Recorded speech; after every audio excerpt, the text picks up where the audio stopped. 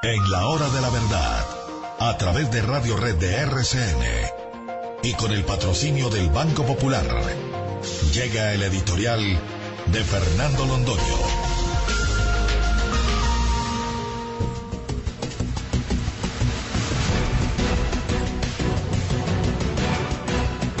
Lo mejor que podemos decir del debate de ayer es que los periodistas se portaron con dignidad profesional, con dignidad personal.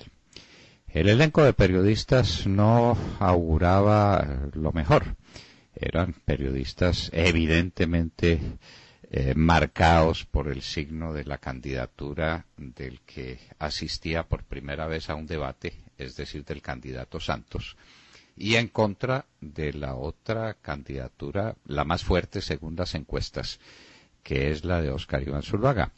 Pero debemos decir que no se notó una animadversión expresa contra el candidato Zuluaga, ni una voluntad de favorecimiento visible hacia el candidato Santos. Pero tenemos que decir con toda franqueza también que no quedamos conformes. Y no quedamos conformes más que por lo que se dijo, por lo que ocurrió en el debate, por lo que dejó de ocurrir. ¿Cómo es posible que unos periodistas en Colombia, ante unos candidatos presidenciales, no le pregunten qué pueden hacer ante la inseguridad manifiesta y terrible que azota a todos los colombianos? Desde la inseguridad primera y fundamental de la persona que no sabe cómo salir a la calle porque la pueden atracar en la primera esquina, hasta la inseguridad del industrial que no sabe si sus mercancías van a llegar a destino o si van a quemar el camión en la carretera, la inseguridad de la persona que vive en el campo sometido a las presiones terribles de la guerrilla, la inseguridad de la gente que sale a trabajar en las cosas más humildes. Como no hay empleos serios en Colombia, hay que ganarse la vida en una esquina vendiendo arepas. La señora que vende las arepas tiene que pagar extorsión en Colombia. ¿Cómo no preguntar sobre ese tema? ¿Cómo no preguntar sobre las voladuras de los oleoductos y las voladuras de las torres eléctricas de transmisión eléctrica que azotan al país, hasta el extremo en que estamos perdiendo la industria petrolera? 2 meses entero paralizado el oleoducto Caño-Limón-Coveñas, el oleoducto trasandino volado en esta semana en 2 ocasiones después de la tregua decretada por las FARC. Y el resultado final es que los capitales se van.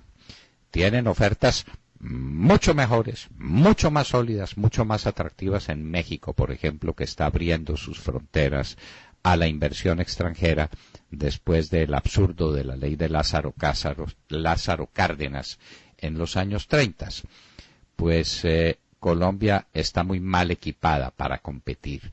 Y sobre eso, ni una palabra, ni una preguntica. ¿Cómo no se pregunta cuando el mundo está escandalizado, aterrorizado por el secuestro de 230 o 240 niñas en Nigeria por el grupo guerrillero Boko Haram, y la humanidad toda se ha puesto solidaria para condenar semejante exabrupto y para exigir la liberación de las niñas, y los Estados Unidos han movilizado tropas para conseguir ese resultado? ¿Cómo no preguntan lo que pasa con las niñas esclavizadas sexualmente en Colombia por las FARC? Con las niñas que le han sido arrebatadas a sus padres para llevárselos a esos campamentos inmundos, a ponerles un fusil en la mano para que durante la noche les sirvan de alimento sexual a todos los guerrilleros. ¿Eso no vale la pena? ¿Ese no es un tema para unos periodistas interesados en los grandes asuntos nacionales? ¿Cómo no se hizo una sola pregunta sobre economía? Por ejemplo, sobre los límites del endeudamiento público, que está llegando a confines, a extremos más que peligrosos, cerca de 100.000 millones de dólares en endeudamiento y cerca de 60.000 millones de dólares de endeudamiento público. ¿Qué es lo que está sucediendo? ¿Por qué se desbordaron las aguas del endeudamiento público en Colombia? ¿Qué es lo que está pasando con el desempleo? Al presidente Santos le dejaron decir ahí al final, cuando cada uno dijo su discursito de 1 minuto sobre las razones por las cuales debían votar por él los colombianos, dijo que había creado no sé cuántos centenares de miles de empleos o millones de empleos. ¿Dónde están?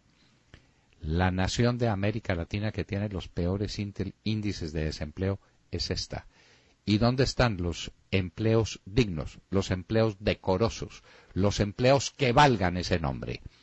¿Será así los llamados empleos por cuenta propia del sandimbanqui que hace monerías en un semáforo para buscar la compasión de la gente? ¿O del que empuja el carrito con unos mangos adentro para llevar unos pesos al final de la tarde a la casa con que tapar el hambre de sus hijos? Eso es un empleo, y el empleo no solamente por cuenta propia, sino el empleo sin remuneración, que es un invento que lo hizo Satanás aquí en Colombia, porque eso no lo maneja sino el doctor Perfetti y no lo maneja nadie más. Nadie serio habla de ese tipo de desempleo. ¿Y el desempleo de los jóvenes? ¿Es que no merece la pena eso? ¿No merece la pena saber que la nueva generación de colombianos, las que está llegando a las puertas de la vida y toca, aquí estoy, con mis conocimientos, con mi ilusión, con mi energía desbordada que me da la juventud, y todo lo que oye por respuesta es, aquí no toque, aquí no hay respuesta, aquí no hay empleo para los jóvenes? ¿Cómo puede ser eso?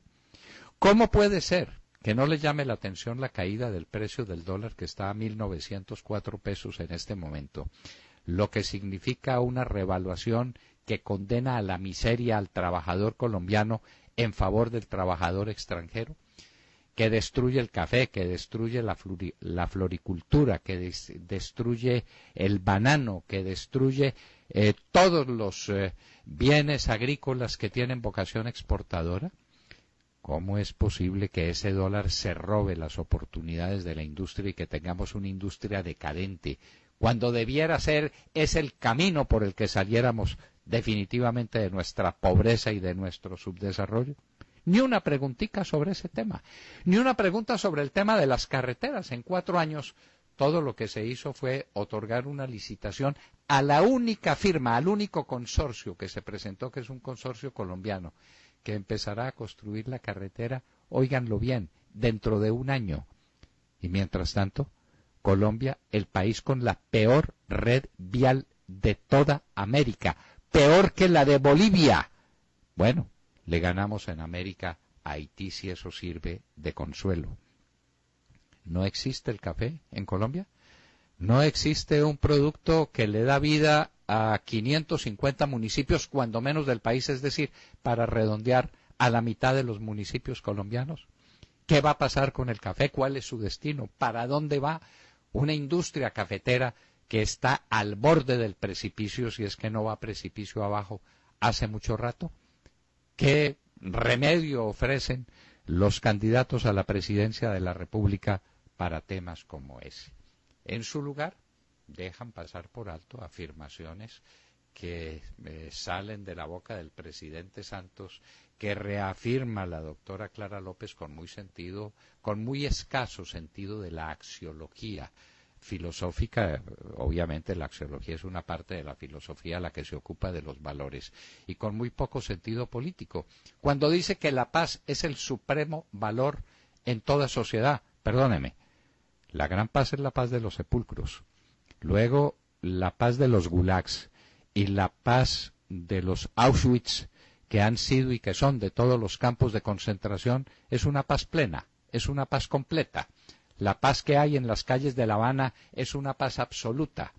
Y el que sabe que perturbe la paz se va a enfrentar un paredón de fusilamiento o a una cárcel donde comparte su comida con las cucarachas y con los ratones. La paz sin justicia, la paz sin desarrollo no vale nada. Estas son pues observaciones alrededor de un debate que tuvo un clarísimo ganador, Óscar Iván Zuluaga, con una triunfadora de parte de las mujeres, Marta Lucía Ramírez, que hizo también un excelente debate referente a unos periodistas que dejaron de lado los temas esenciales del país, de las preocupaciones fundamentales de los colombianos, de aquellos temas en los que nos estamos jugando la vida y el porvenir.